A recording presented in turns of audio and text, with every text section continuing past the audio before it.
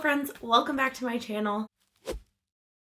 Today we're going to talk about some books that I read in 2019. Not just any books, my least favorite books, the worst books that I read in 2019. And I like to make this a little bit more interesting. Back on my blog in I think it was at the end of 2018 or 2017. I can't remember. I think it must have been 2017. I did my least favorites of 2017 and I gave out awards to my least favorite books of the year. So that's what I'm going to be doing today. I'm going to follow the same categories that I made up then. And I like doing this because I get to be a little bit petty, but I also get to kind of narrow my thoughts down about exactly what I thought of a book. It helps me get my point across a little bit better by kind of putting my least favorite books into categories. The first category that I have is the most meh. This is the book that was just kind of boring. It didn't really do anything for me.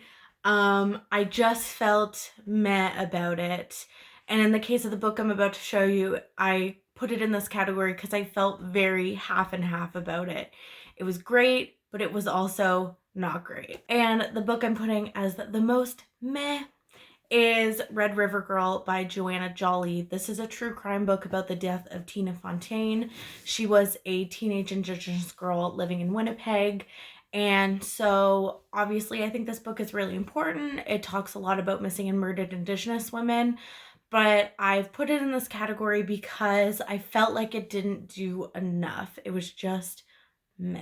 Wouldn't recommend it necessarily unless you wanted this kind of view of missing and murdered Indigenous women, which is really from the point of view of white police officers and law enforcement.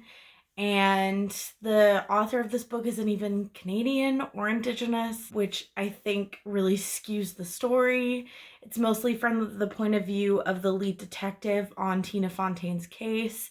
And I just didn't like that point of view for this kind of narrative. I think the kind of narrative that we should have taken up in a book like this is one from the point of view of an Indigenous person, of one of maybe Tina's Fontaine's family members. I just don't think it was done the way that I wanted or that it should have been done. The next award I have to give out is the most predictable, and for this I've awarded it to The Lifestyles of Gods and Monsters. And this book I briefly talked about in one of my first wrap-ups back here on my channel. And I remember totally binging this book and being entertained, but not in any special way.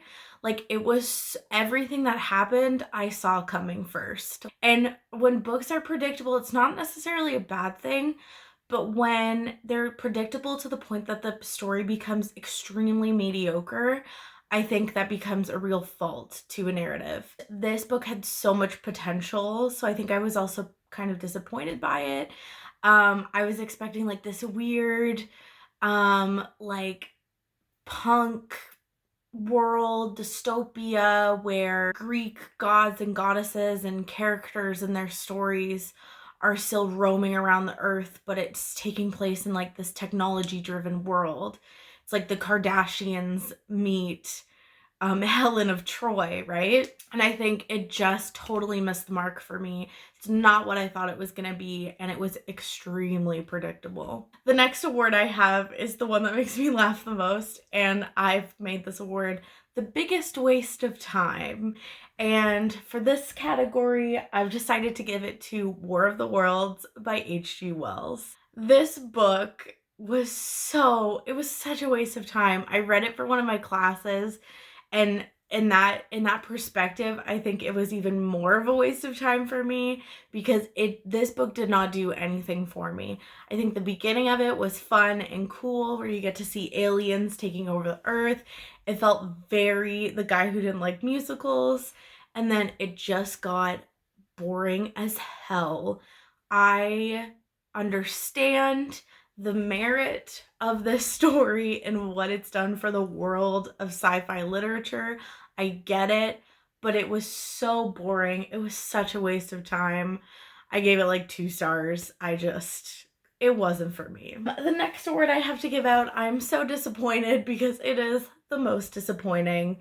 And this, unfortunately, I have to give to The Queen of Air and Darkness by Cassandra Clare. It came out at the tail end of 2018, and I read it in 2019. And like, this is such a chunker, and I was set up to love it so much. I think The Dark Artifices is some of Cassandra Clare's very best work. I thought it was so good, and I was so excited for this conclusion. And I think I liked it up to maybe like the last like 16th, the last 8th of the book. And then it just like all the conclusions, the way that they wrapped up was so disappointing. And that epilogue just totally dragged down the entire book for me. Like, I was ready to give it like a 4.5, a 4-star, and I ended up giving it 3 stars. Like, completely knocked off a star for me. I don't know what that epilogue was. The conclusion was so drawn out. Just really disappointed me, and I'm sad about it. And the very last book the very last award that I have to give out is simply the worst book that I read in 2019. And that goes to Once and Future. And this book has so much potential. It's so diverse. It's like a sci-fi King Arthur retelling where King Arthur is a girl, she finds a sword, there's a Merlin, he's immortal, he comes back every generation to train and teach a new King Arthur, and it's so interesting, and I didn't like anything about it. I didn't like the storytelling. I hated the characters. I'm definitely not one to say that like diversity should be subtle, because that's not true. But like, every chance this book got, it was shouting multiple, and like the first time is okay to be like, this character's a lesbian. That's cool. I'll remember that. But like, it was so repetitive to be like, by the way, don't forget, she's a lesbian. But oh, wait, did you forget? She's a lesbian. That's fine. I love lesbians. But oh my God, it was so bogged down by it. It could have been, tell me once, I'll remember. Give me those little show don't tell vibes. That's fine. But everything about this book, and there's a sequel, and I don't know what the sequel is gonna be about, but to each their own, I guess. This book was not for me at all, and thus I deem it the worst book I read in 2019. I hope you guys enjoyed this. Let me know. What books would you give these awards to the books that you read in 2019? I didn't actually read a lot of bad books this year. I read a few mediocre ones. I read a lot of books I really liked as well.